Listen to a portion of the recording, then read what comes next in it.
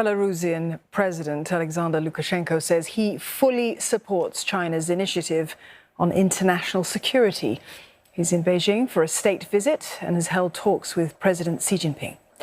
Mr Lukashenko says that approaches to international crises should be aimed at avoiding global confrontation.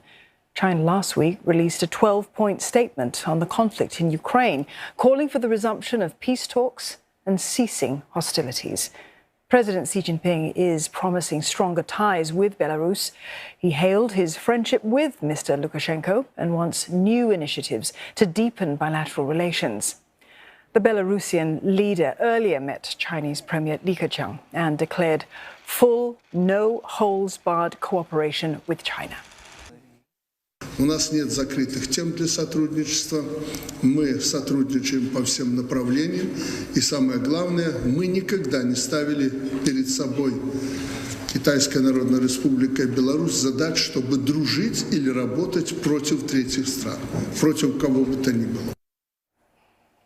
And for more, CNA's Olivia Xiong joins us live. She's in Beijing. Olivia, what did President Lukashenko and Xi Jinping discuss about Ukraine? Well, you know, the Ukraine war really looming large in this closely watched visit by the Belarusian president, Mr.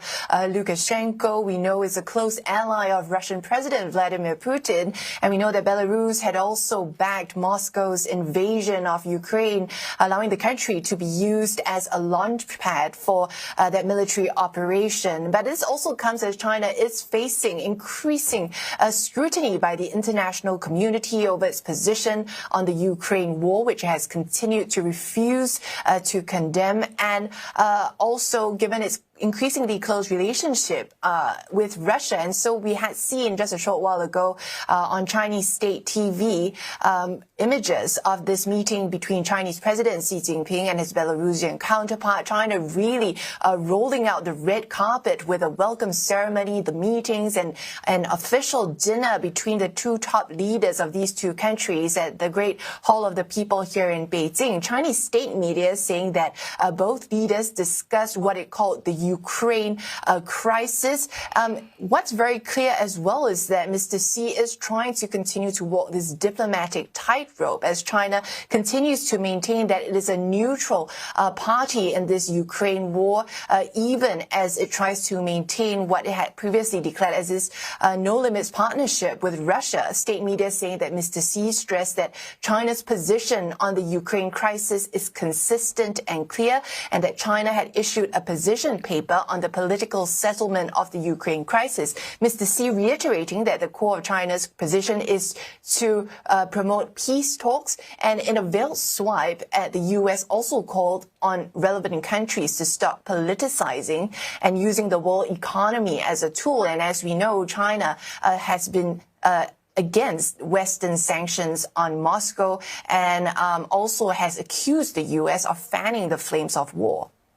So some cozy ties between China and Belarus evident during this trip. But how is all of this likely to be viewed by the United States and the West, Olivia?